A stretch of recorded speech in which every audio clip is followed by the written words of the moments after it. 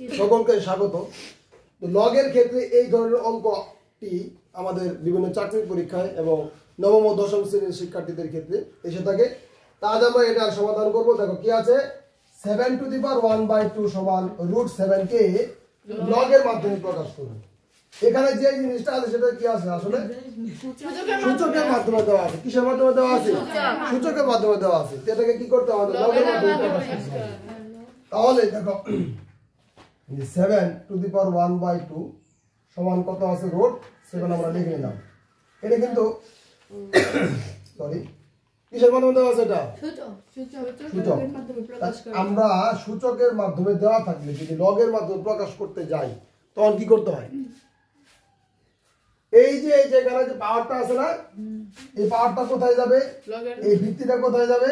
এই সূচকটা কোথায় যাবে? কথা বুঝতে পারছো? তাহলে আমাদের কি হবে? লগ, এই যে লগ দিছ, এই যে এটা যা আছে না, এটা যাবে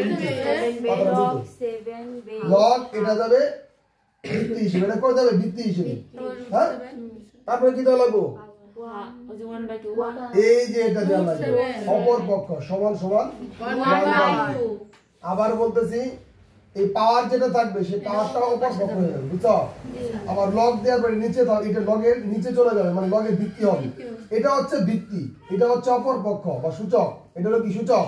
এটা কি বলে? এটা হচ্ছে ভিত্তি, বুঝছে? এটা হচ্ছে তোমার সূচক, আর এটা হচ্ছে এ। এটা কি বলা হয়? এ। বুঝতে পারছো? তা আমরা লগের নিচে থাকে কি? ভিত্তি, সঙ্গে থাকে হলো এ, আর এটা হলো সূচক। বিষয়টা বুঝছো? এই জিনিস তিনটা বুঝতে পারে আমাদের অঙ্কগুলো ক্লিয়ার। তাহলে কি হলো, এই যে এখানে যে আমাদের এটা দিয়েছে সেটাকে যদি আমরা লগের মাধ্যমে প্রকাশ করতে যাই তাহলে সেটা হবে কত? log 7 বেস √7 সমান হাফ। এটা হচ্ছে লগের মাধ্যমে।